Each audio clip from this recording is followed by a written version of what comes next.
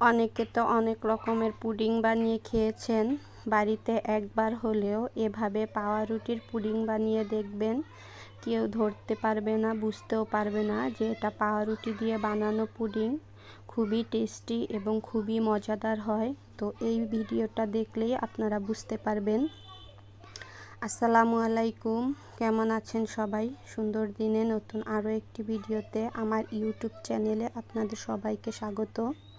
আজকে আমি আপনাদের সাথে শেয়ার করব পাউরুটি দিয়ে কিভাবে পুডিং বানানো যায়। এই পুডিংটা একবার হলেও বাড়িতে ট্রাই করে দেখবেন। কেউ ধরতে পারবে না যে এটা পাউরুটি দিয়ে বানানো পুডিং। তো আশা করছি আমার এই ভিডিওটা আপনাদের কাছে ভালো লাগবে।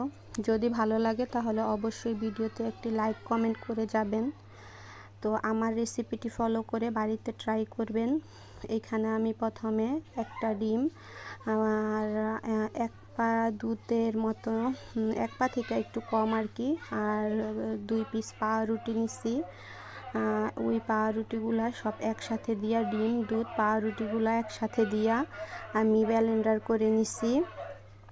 ওইটা সুন্দর করে ব্লেন্ডার করার পরে এইখানে আমি ক্যারামেল তৈরি করার জন্য 3 চামচ পরিমাণে, চায়ের চামচের 3 চামচ পরিমাণে চিনি নিয়ে নিছি।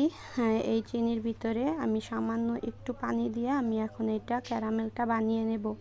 অনেকে তো অনেক ধরনের পুডিংই খেয়েছেন, একবার হলেও বাড়িতে এই পুডিংটা বানিয়ে খাবেন। এটা বুঝতেই পারা যায় না, এত মজার হয়েছিল।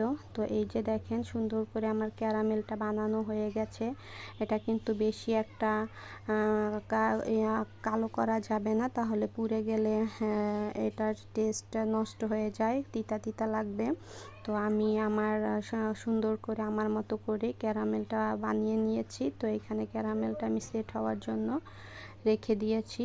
আর এইখানে আমি যেহেতু পাউরুটি দিয়ে বানাচ্ছি তো একটু সেকে নিতেছি, কারণ পাউরুটির একটু নিচে ঘন থাকে, তো এই কারণে সেকে নিতে হয়।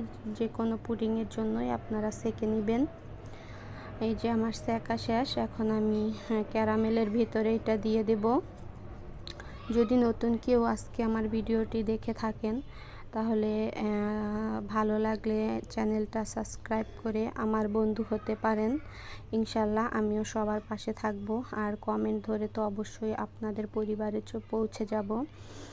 তো এই যে এইখানে আমি ক্যারামেল ভিতরে কিন্তু পুডিংয়ের যে মিশ্রণ ছিল ওটা ঢেলে দিয়েছি। তারপরে চুলায় একটা কড়াই বসিয়ে ওইটার নিচে একটা কাপড় দিয়ে দিয়েছিলাম, কারণ যাতে বাটিটা না নড়াচড়া করে। তো এই যে দেখেন আমার পুডিং বানানো কিন্তু শেষ পর্যায়ে। এটা এখন আমি কাটতেছিলাম। এত সুন্দর হয়েছিল, এত টেস্টি হয়েছিল যে না দেখলে না খেলে তো বোঝাই যায় না। এটা খেয়ে তো আমার ছেলে বুঝতেই পারে নাই যে এটা পাউরুটি দিয়ে বানানো পুডিং। দেখেন কি সুন্দর হয়েছে, সুন্দর মতো করে জমে গেছে। বাড়িতে পাউরুটি থাকলে ফেলে না দিয়ে এইভাবে একবার হলেও আপনারা পাউরুটি দিয়ে পুডিং বানিয়ে খেয়ে দেখবেন। ইনশাল্লাহ কেউ বুঝতেই পারবে না। দেখেন খুবই সুন্দর করে এটা জমে গেছে। তো আশা করছি ভিডিওটা আপনাদের কাছে ভালো লেগেছে। যদি ভালো লাগে তাহলে অবশ্যই আবারও বলছি একটা লাইক কমেন্ট করে দিবেন। আর এতক্ষণ সাথে থাকার জন্য